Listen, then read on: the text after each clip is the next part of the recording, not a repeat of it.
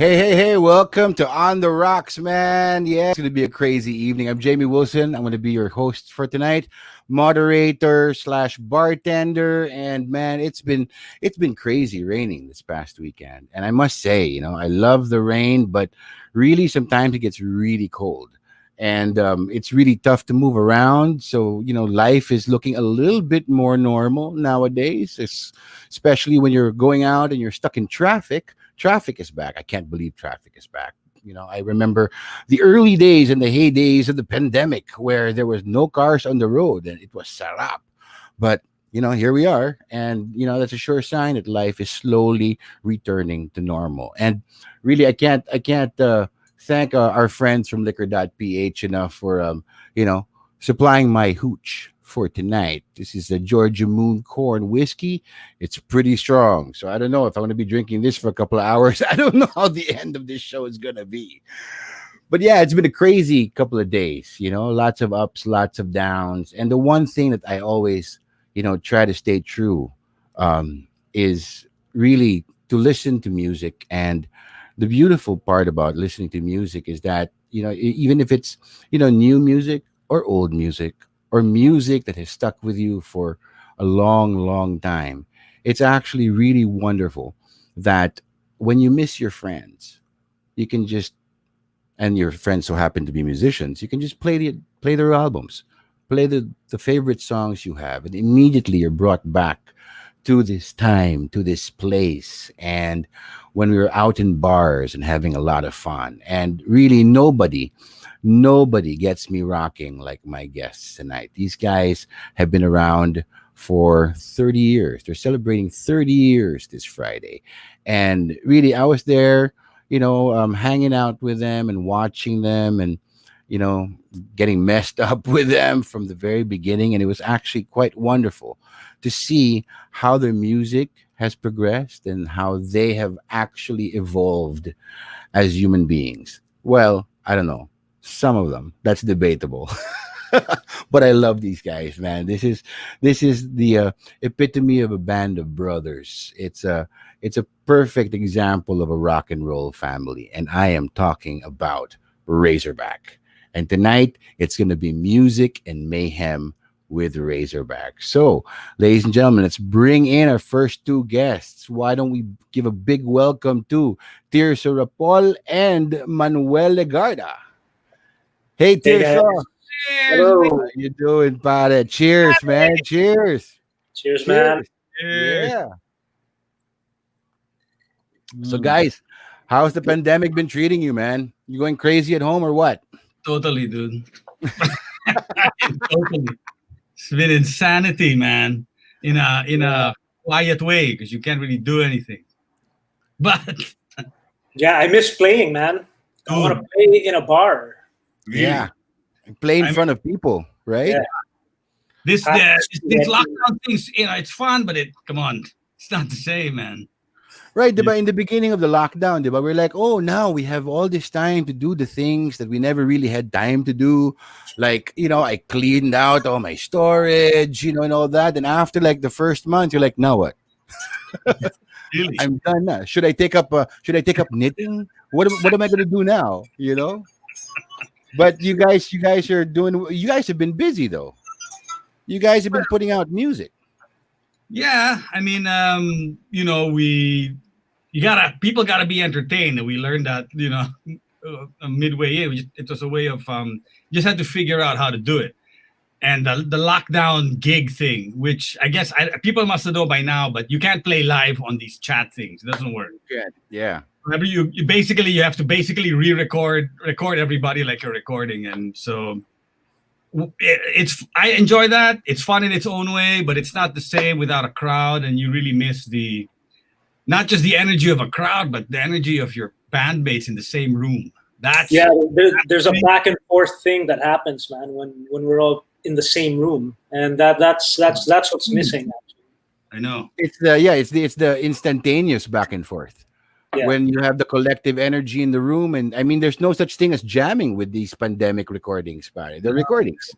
Yeah. It's this is the definite number of bilang. This is the verse. This is the chorus. You can't wing it, pare. Yeah. Yeah, there's no reaction. There's none. Yeah. You know, when we're doing it, I look over at the computer and I'm like, it's not talking to me, man. I'm like, stretch it out. Yeah, you can't do one more round. Nope, Yeah. nothing like that. Let it But hey, ride. but at least hey man, you guys have released music, and that's actually quite a wonderful thing because I think it was important. A lot of us learned during the lockdown that we can't let this stop us. So in some form or in some way, we're still getting it done. And you guys have a concert on Friday, buddy. That's right. Well, this should have been a much bigger concert. Like a real thing. I mean, 30 years, right? This is a big. I mean, and this is a big year for a lot of people. Yeah. A lot of people I know it turned 50 this year. This was the big year. A lot of people I know turned 50. We should have toured the States and Dubai. We were supposed to be, July. We were supposed to be in the West Coast. Yeah, man. So there was a lot supposed to happen. I mean, it is the 30th year, and I don't know. That's big, even if you're not in a band. The 30 is a big year. So yeah, and but it was good to do it, and we've been doing it for a while, so we're better at it now. So at least for this thing on Friday, we're on top form. It's funny that, but there was a learning curve where everybody was trying to get their gear at home. I spent like weeks shopping for the correct microphone because I had to do vocals also and stuff. And now all of us have sort of like, oh, pare, it's like second nature, but it doesn't replace being in the same room or being on the same stage in front of people. Yeah, not by any stretch. Especially how crazy your gigs would be. I mean, like, just your past years, like anniversary gigs. In 19 East, I would not remember how I would get home. I would black out. Gig, isn't it? I know. I would black out before the gig was over, and my wife tells that's me where, that's where Jamie. That's where contact tracing started. Where was I? What happened last night, man? What was the last song? You know what I mean?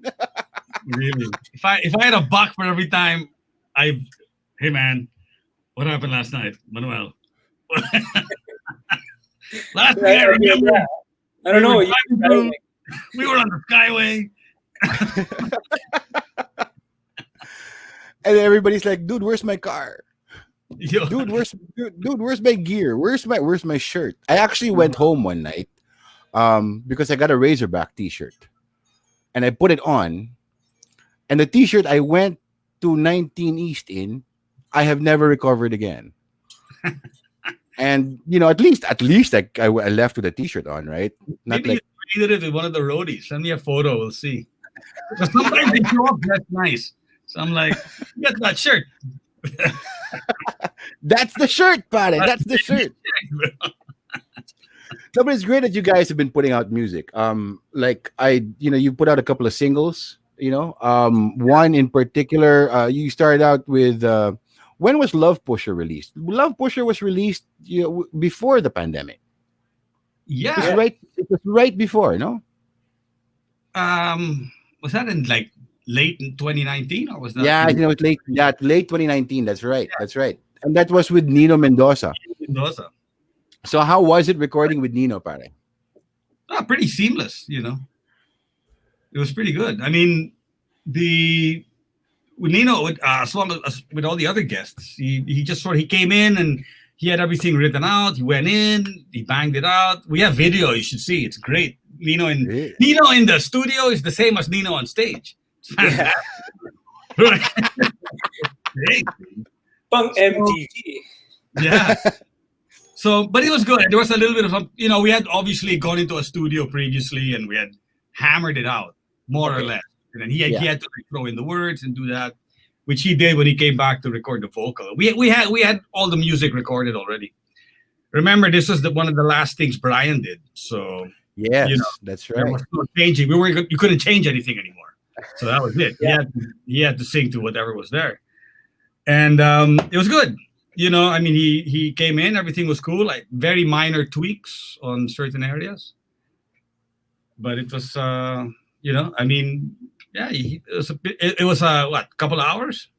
Yeah, it was pretty quick. I mean, maybe 2 or 3 takes, and we just maybe fixed a couple of things here and there, but it was pretty much very straightforward. Bagay na bagay for Nino. Yeah, The song. Well, yeah, title pa lang eh. yeah. Yeah. Title pa lang, pare. Well, Sakto sa kanya. though I do remember after, when Manuel and I were listening to it after, a few days later, I was like, there's something missing, man. Like, it's great, it sounds great, but there's something missing. And of course, Manuel, right? It is infinite wisdom. It needs more cowbell. Yeah. So we get on the phone, and who do we call? Miguel Ortigas, right? And I swear to God, it's the best conversation I've had with Miguel in years. Migs, we got to track it. It needs more cowbell. And he died. He's like, I can't believe you're serious. Anyway, he came in, did the cowbell, and it made the track. It rounded it out. It's perfect. And it's little gems like that that can make the track perfect, really. Exactly. More cowbell. More cowbell.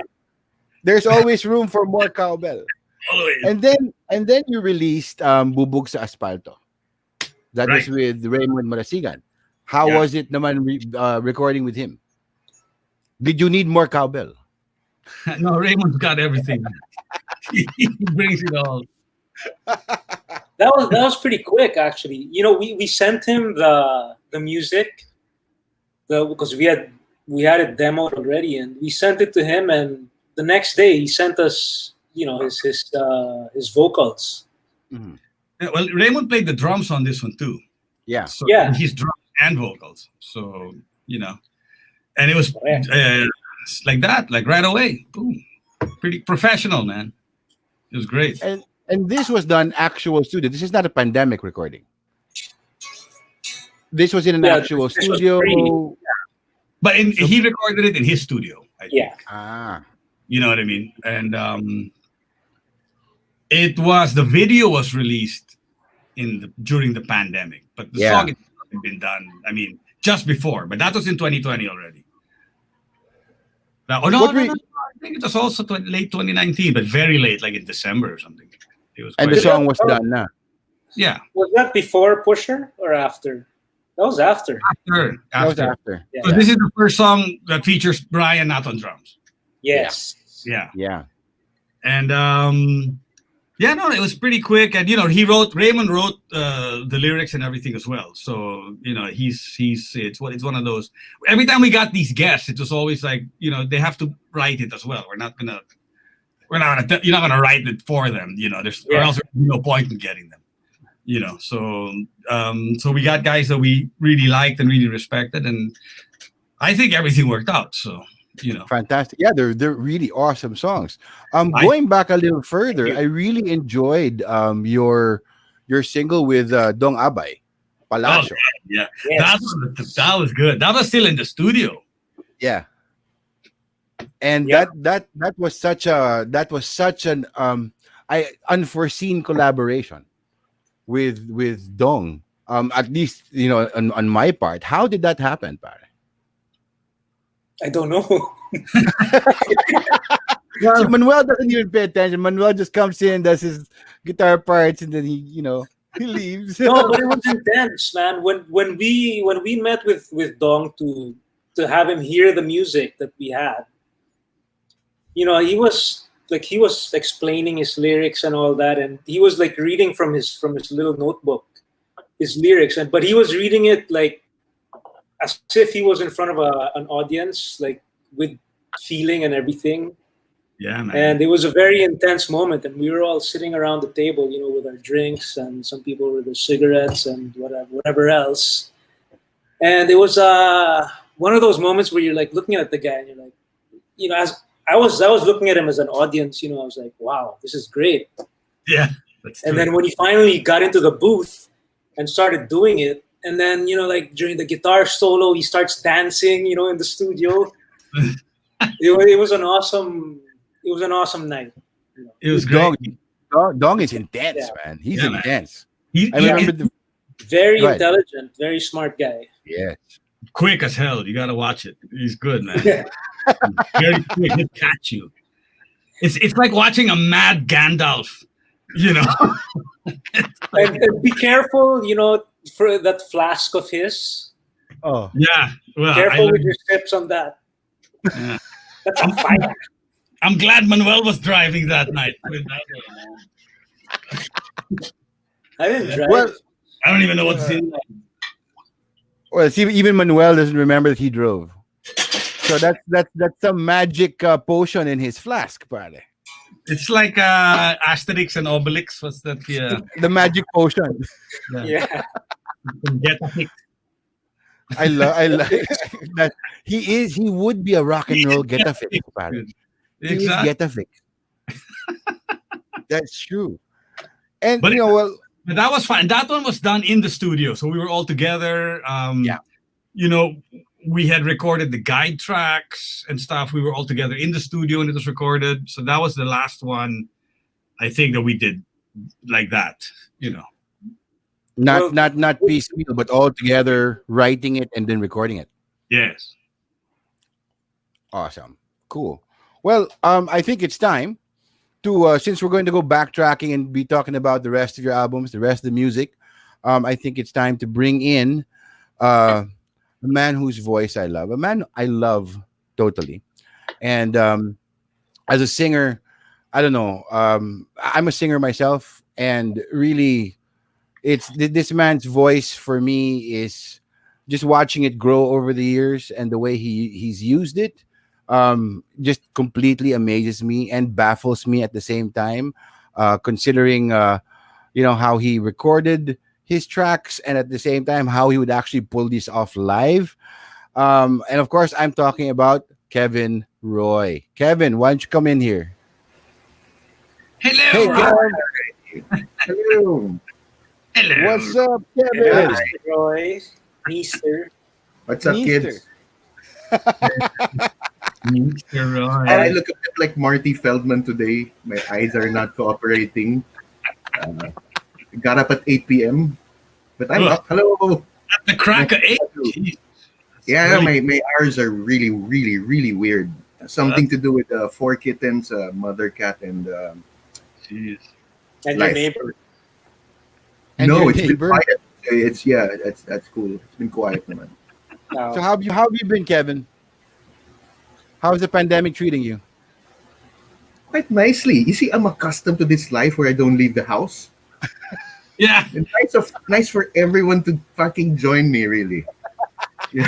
So it's become normal for everyone. My normal is everyone's normal now. I know. You've adjusted quite well. It was not a stretch. There's at no all. adjustment at all, my friend. It's Yeah, but not, it's easy on me, but I do feel the hardships and stuff. It's there. That's good. At least if there's anybody who could really adjust well, it would be Kevin, who is Are you used to calling me a being. cockroach? No, but you like your cave. What? Man. You like your cave, man. You. You like being in your cave. They Are call you- me Craving Roy. Caving Roy. There we go, ladies and gentlemen. That's the new moniker. One. Game on. Ding.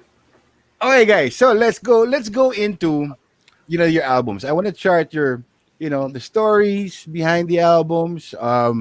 We will talk about some incidents during the recording that I was actually there for in some incidents, right? Oh, is this But let's- 1995? Yeah, 1995. That's so long. 95. Jesus. But wait, no, let's go through your first album, pare. Heavy Gut Sounds Volume 1. And of course, really, everybody, even I get asked this, when is Volume 2 coming out? Seriously. I Isn't still it? get asked that, pare. Isn't it That's the life? true. Yeah. Yeah. People Yeah. Volume 2 is supposed to be at some point. We were supposed to have tapes, and I think we do. I actually have like 4-track recordings. I just don't have a 4-track anymore. All glorious 4 of them. Right? Yeah, 4-track live recordings like throughout the 90s and stuff in like Puerto Galera, Lupi Los Baños, Iloilo, all these places. So the deal is Heavy Gut Sounds. It's going to be Heavy Gut Sounds Volume 2, live in the Philippines. That's the real. Oh. That's the title. That's the plan. So we got to So- figure that out. So it's all you need is a Yeah, 4-track. 30 I years can, later, man. I can I- get you a 4-track, pare. Yeah. I have one. There are There's two here. There somebody- aren't any cassettes anymore. not even any cassettes anymore. This is a cassette 4-track. Wow. So Those that old was the plan. Sonys. That was the plan, and that would have been Volume 2. At least that was what we thought would have been the volume. It Well, could still happen, man. Stranger Yeah, things. it could still happen. I mean, like now that we have all the time in the world, Tirso, dig up those tapes, pare. Hey, man, records came back. Cassette's going to be coming back soon, too. Yeah. How long are we gonna have to wait, pare? Sure. You So, know okay, so what? we- A wager. Some really nostalgic bastard is gonna come up with some digitized way of doing it. Look, I have it here. I just need to fix that bloody thing. If I can get it fixed, then I have all the cassettes. There's like a closet full of them here. Well, Oh, if there are man. any tech people watching right now, Tirso needs help. So 30 years later, perhaps we can get Heavy Guts Volume 2 live in the Philippines. Yeah, it's an old Tascam. I don't even remember the model. Is that the four Yeah, tracks? The 4-track. Yeah, remember?